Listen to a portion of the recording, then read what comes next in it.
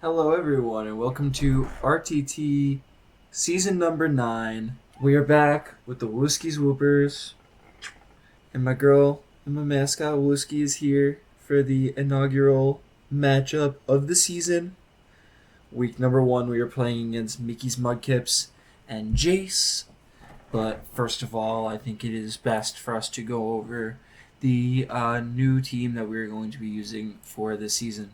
So, in RTT number 8, the power level was around the level of Gardevoir, Torterra, Dusknoir being some of the higher tiers of the table overall.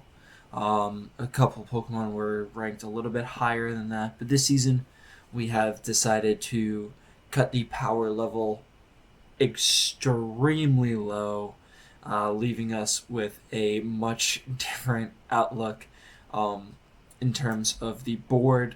Pokemon that were higher ranked in this season were Pokemon like Ampharos. We called it the Ampharos tier, the Ampharos board.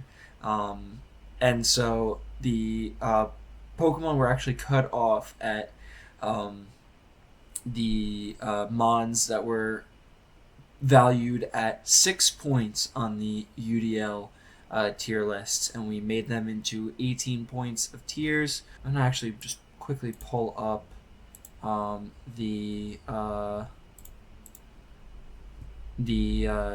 draft board quickly here, just so we can take a look at it, because I think it's actually really interesting to look at just the levels of things that we're playing with. So yeah, we have Pokemon like Ampharos, Camerupt, Hisuian Electrode, Fortress, Frostlass, which both weren't selected, Go-Go, Gothita, Gotharita, Morpeko, Palossand, Poliwrath, and Veluza as our highest tiers, and so on and so forth. The teams are looking crazy. The power level is really low, and that was really compelling for me overall. Was debating on playing RTT this season, but decided that I couldn't pass up on the power level being this low. So, what Pokemon did we choose to take into the beginning of this season here? This is the Wooskies Whoopers roster as of week 1. Obviously, throughout the season, we can make changes, drops, pickups, so on and so forth.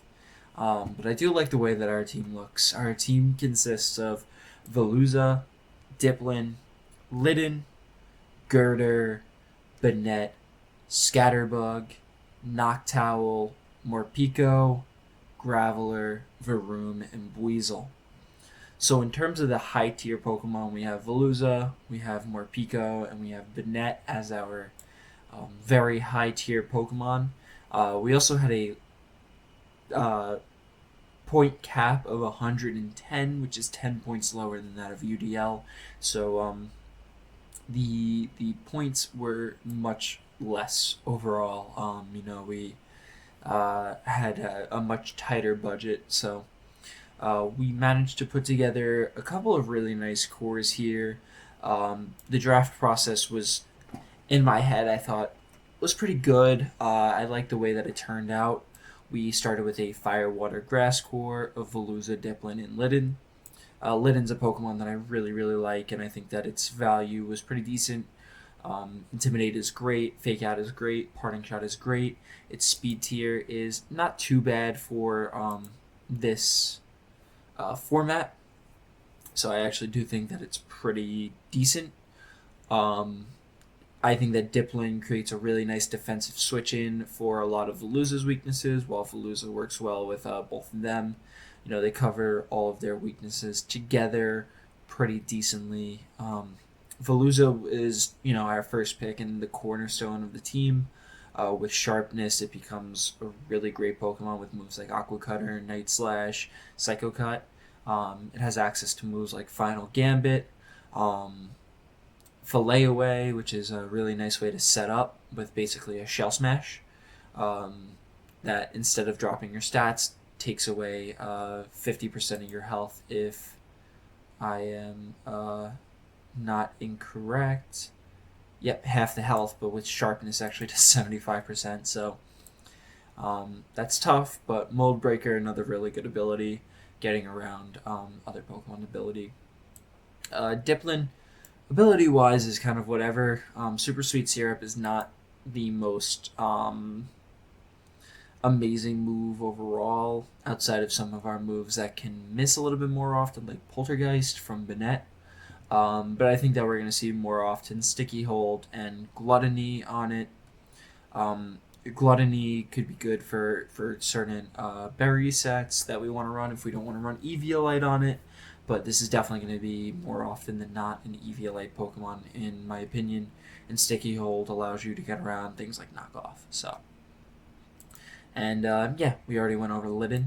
Girder here, I decided to go with a fighting type next. There is really not a lot of fighting types on the board, so picking a good one was tough.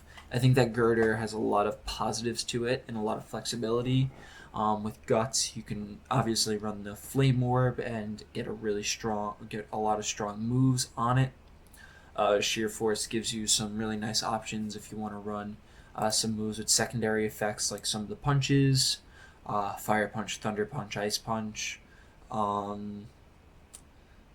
Poison Jab, Rock Slide, Stone Edge, so on and so forth. It does get Wide Guard. It gets things like Mach Punch, High Horsepower, Knockoff, Helping Hand, and Coaching. So some really great support moves as well. Also gets Defog for whatever reason. And then finally Iron Fist, which boosts the power of your punching moves. Banette next here. Banette, I think, also creates a nice core with Veluza, and as we'll get into in a little bit, more Pico, which is our secondary kind of core of the Psychic Ghost, Dark, and then we have the normal type of Noctowl. This has Frisk and Insomnia, which are both really great abilities.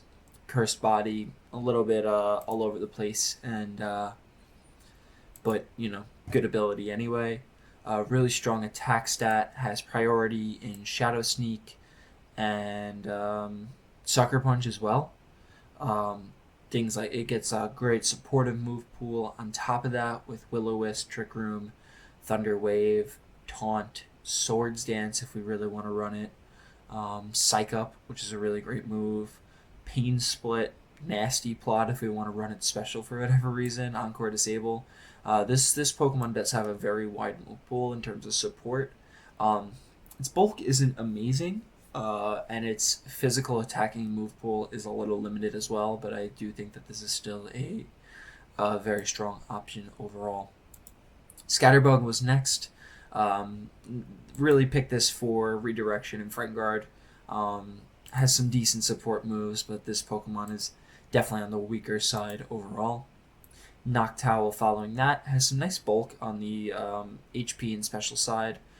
Tinted Lens is a great ability that allows moves like Hyper Voice and normal type moves to do some good damage. Haze, another great option, and some really great move pool overall.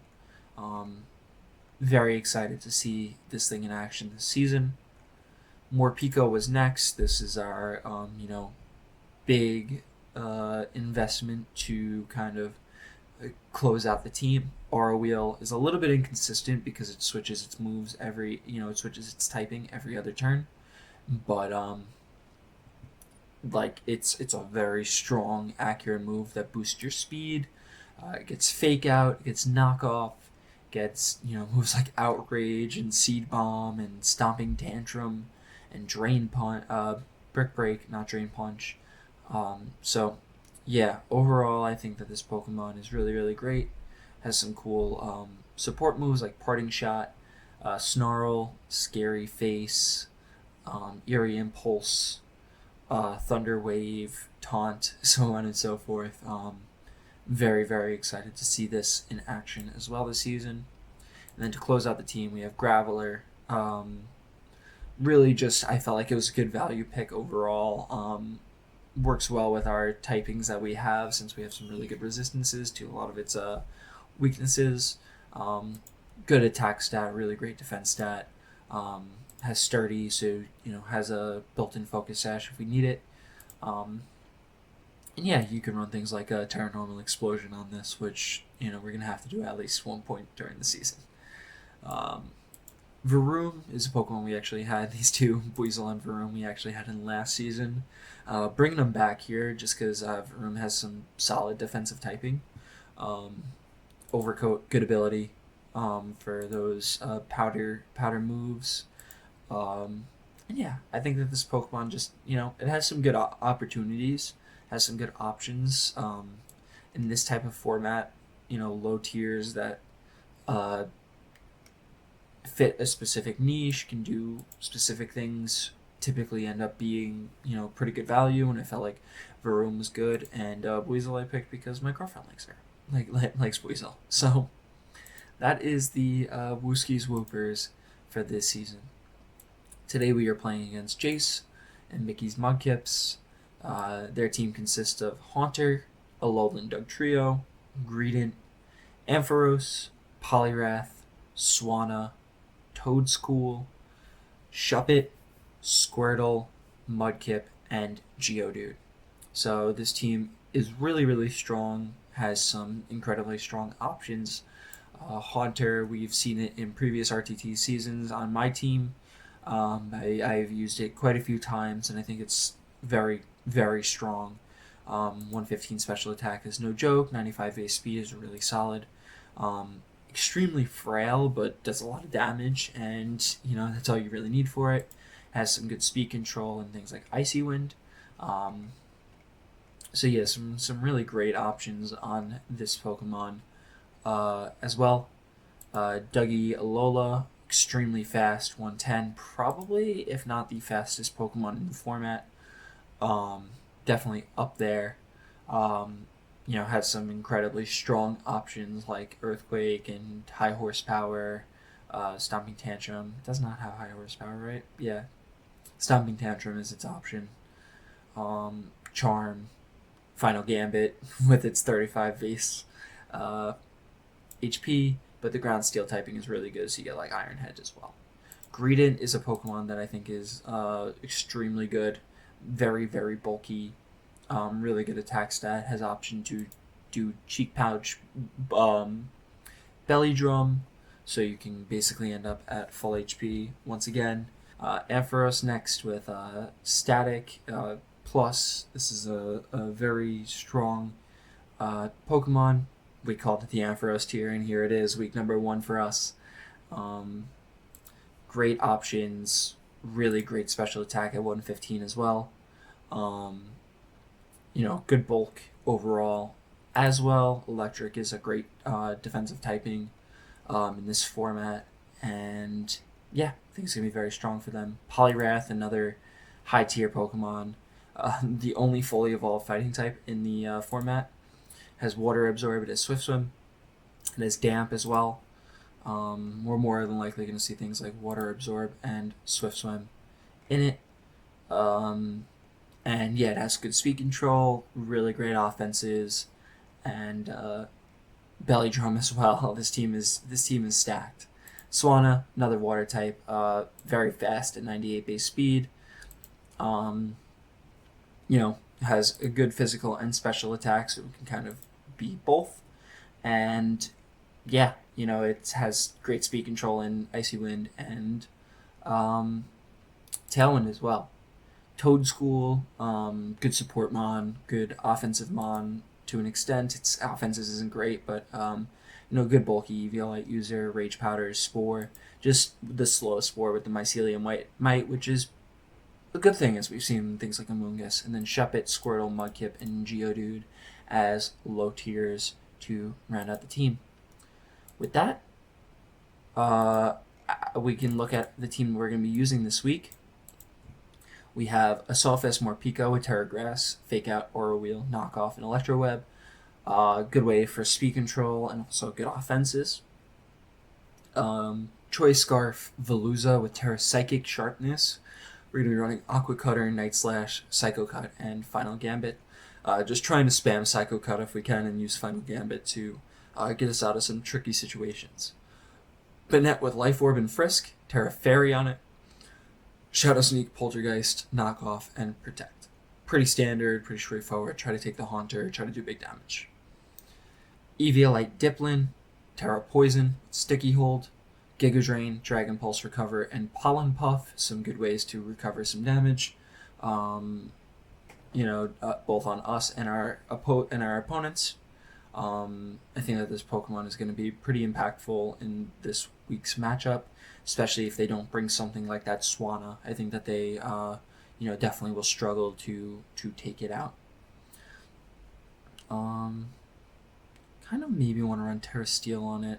I'm just afraid of the Swanna plus. I am going to run, I think, Terra Steel on it, because we don't really want to Terra in front of the Poliwrath anyway. I think it's just better defensive because we can also resist things like the Greedent. Terra Steel, Guts, Flame Orb, Girder with Drain Punch, Knockoff, Thunder Punch. Pretty straightforward, do lots of damage, recover it back with Drain Punch.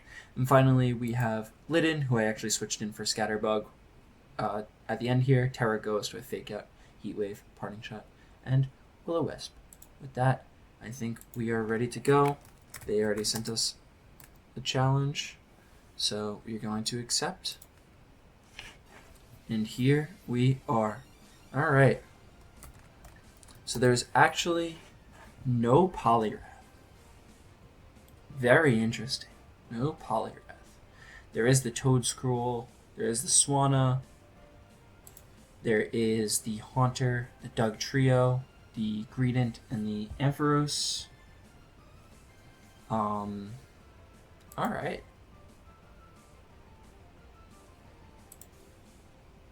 Very, very cool here.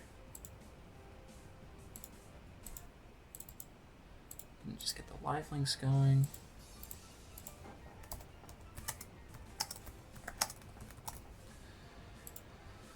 Alright, so how are we gonna approach this matchup here?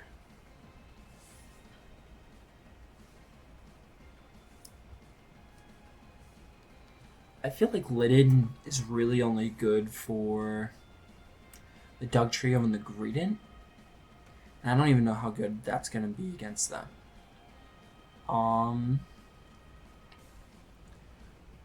We could potentially lead like Veluza plus the Diplin. We could lead the Veluza plus the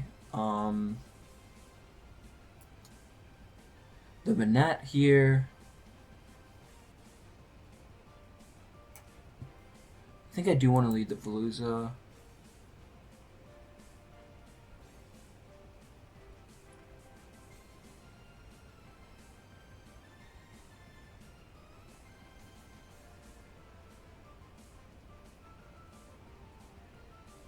I think I'm going to lead Veluza plus Diplin. No, I want to lead Veluza. This is tough. I'm going to lead Veluza plus the Banette. And in the back, I'm going to bring the Diplin. And the Girder, I think. I think I'm going to bring the Girder here. Okay. So we get the Frisk on the Cloak and the Specs. Covert Cloak and Specs. So I could go Psycho Cut into the Haunter. I could go Shadow Sneak into the Haunter plus Aqua Cutter into the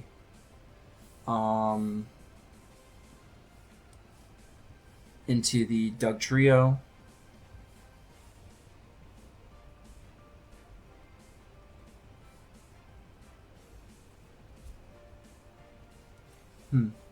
Interesting. I do think I like that play. I think it's hard to... Okay, they do go Terra Poison. That's great damage. They... Oh, how slow... With the Scarf, I'm that slow? That's actually crazy. Did I guess I didn't multiply that correct.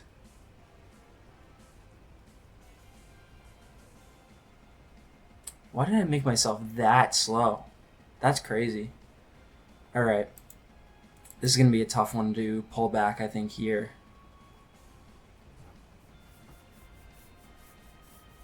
We are faster than the Haunter, which is good to know. Yeah, that was not a super ideal turn one, but I think it's still able to be brought back here.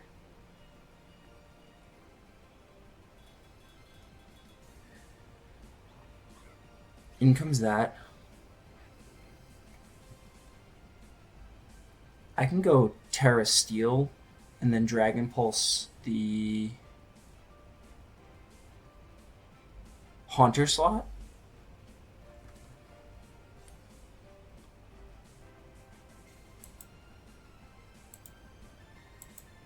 Dragon Pulse and Protect. I think that's a pretty good play overall.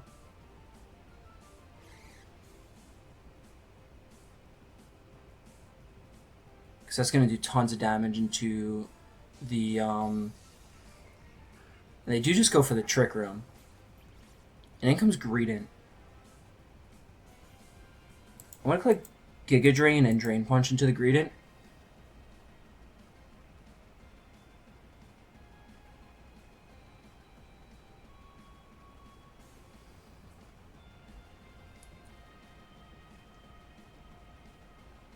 I think I can make that turn one much better next time. Double Edge comes out. Giga Drain does not take out, unfortunately.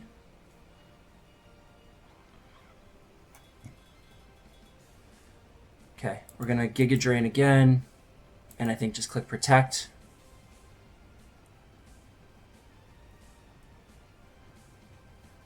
We're doing good damage to it. I think I'm just going to go for the double here. Try to just keep stalling out here. See, they are Citrus.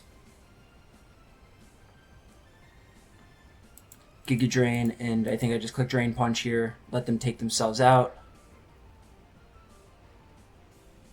And then Dragon Pulse is our strongest move, so we're just going to start clicking that.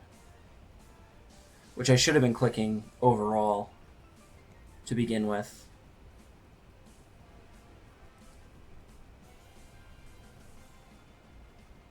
Terra Steel, definitely a good option here. We can play that turn one so much better next time. And Dragon Pulse is going to end up with a 2-hit KO. And we're going to take it out here. Alright. We definitely have to... I definitely did not look over my Veluza's speed. Really? I really made it that slow. Did I just make it fast enough to outspeed, like, Scarf Amphi, and I just didn't look at anything else? Okay, so we learned that we are faster than the Haunter, though. So that's something that we can play around next game. We can, like, lock into Psycho Cut. Are we two-shot by the Earthquake? No. So that gives us a free, Psycho Cut on the next turn as well.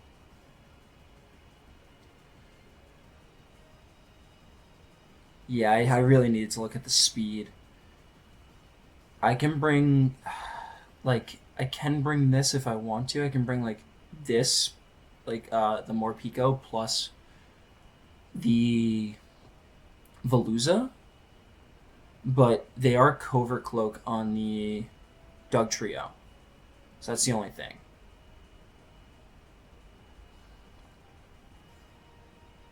I can lead Veluza plus Diplin. I think that's actually not a bad lead for us. And then in the back, bring...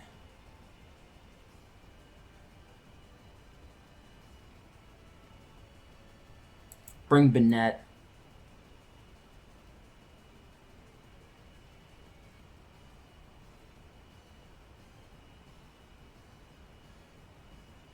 And I do think I want to bring the Girder still. Okay, so they lead the same here. That's pretty good for us. Because I can definitely just go for a. I mean, they might have bulldoze, but I think I just go for Psycho Cut into Giga Drain. They do go for the. They do go for the bulldoze. That's going to be real bad for us. We survive on both though, so that is pretty good. We do get a pretty unfortunate poison on both, which is problematic. Did they show bulldoze game 1? Was it bulldoze? No, it was earthquake. Okay. I'm going to bring in the girder here.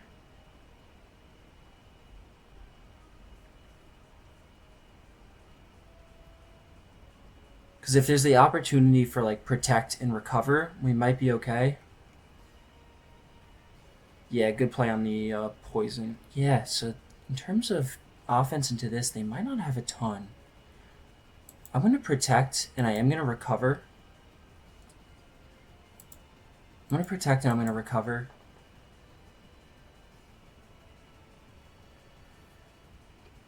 I think that Drain Punch down the line is going to be very good for us.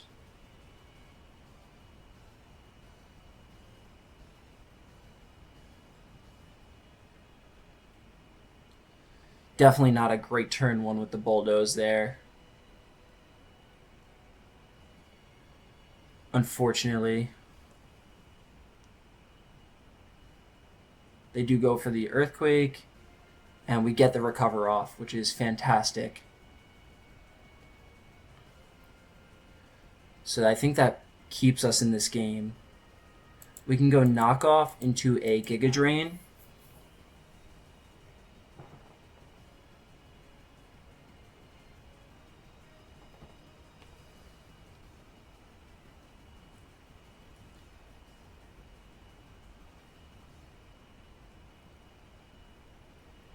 And keep the Banette in the back. For now, at least. They're just going to go for another earthquake. Knock off into that is going to take the Eviolite off. Giga Drain is going to take that out and recover our health. In comes Trick Room. And in comes Greedent. We saw the Double Edge did how much to our... Did 64 to that. Did 64. I think that the play is go Terra Steel, Drain Punch, and Giga Drain into this slot. We should be the slowest. We might not be the slowest thing on the field. They go Terra Flying. We go Terra Steel. Rage Powder comes out. They Swords Dance. We Giga Drain. And we're now Terra Steel. But we do have Thunder Punch in the back. So we can click Thunder Punch into Dragon Pulse, I think, pretty safely here. They're going to go for another one. They're going to get back up to full health. Thunder Punch is going to do a massive chunk. Massive chunk. Now we're going to click Thunder Punch and Dragon Pulse once again. Knockoff is going to take us out. Dragon Pulse brings us down low. In comes the Banette, and we are going to click Shadow Sneak into Dragon Pulse.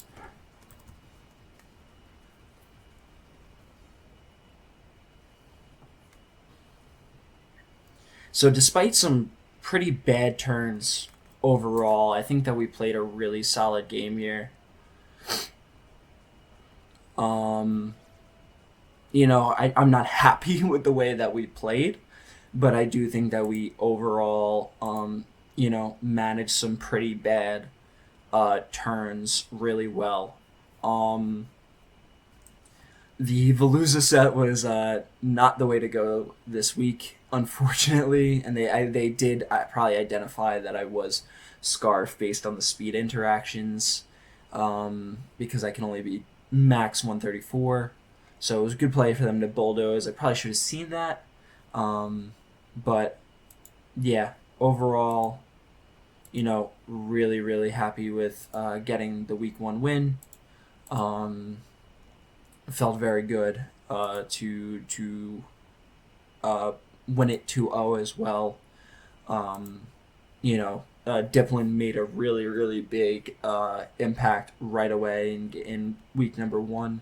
The Terra Steel switch was very good on my part. I'm very happy I changed that over from Poison because it would have given us a tough time against the Greedent. And yeah, I think that we just managed everything really well, especially without that Polyrath. So, GG's to Jace, and we will see you all next week. Peace out.